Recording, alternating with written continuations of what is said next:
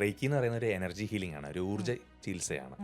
അപ്പം ഒരു ജാപ്പനീസ് പദമാണ് റേക്കി എന്ന്. റേ എന്നും കി എന്ന രണ്ട് വാക്കുകളാണ്. റേ എന്നാൽ യൂണിവേഴ്സൽ, കി എന്നാൽ ലൈഫ് ഫോഴ്സ് എനർജി. അപ്പോൾ യൂണിവേഴ്സൽ ലൈഫ് ഫോഴ്സ് എനർജി അല്ലെങ്കിൽ പ്രാപഞ്ചികമായ ജീവശക്തി അല്ലെങ്കിൽ പ്രാണൻ അല്ലെങ്കിൽ ജീവൻ, അതാണ് റേക്കി എന്ന് പറയുന്നത്.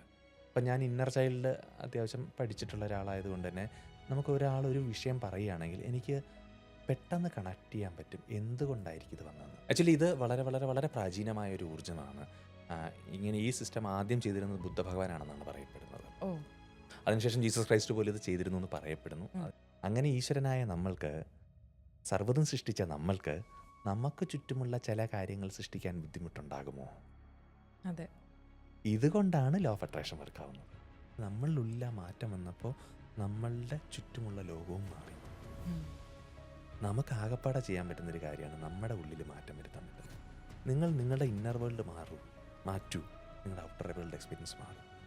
നിങ്ങൾ സാമ്പത്തികമായിട്ടുള്ള പ്രശ്നത്തിൽ നിൽക്കുകയാണെന്നുണ്ടെങ്കിൽ നിങ്ങൾ ഇന്നർ വേൾഡിൽ സമ്പന്നരാകും, നിങ്ങൾ ഔട്ടർ വേൾഡിൽ നിന്ന് സമ്പത്ത് വരും. നിങ്ങൾക്ക് സ്നേഹമാണ് വേണ്ടുന്നതെന്നുണ്ടെങ്കിൽ നിങ്ങളുടെ ഉള്ളിൽ ആ സെൽഫ് ലവ് നിറയ്ക്കൂ, നിങ്ങളെ സ്നേഹം തേടി വരും. മനസ്സിലായോ? നിങ്ങൾക്ക് ആരോഗ്യമാണ് വേണ്ടത്, നിങ്ങളുടെ ഇന്നർ വേൾഡിൽ നിങ്ങൾ ഹെൽത്തി ആവും, നിങ്ങൾക്ക് ആരോഗ്യം കിട്ടും.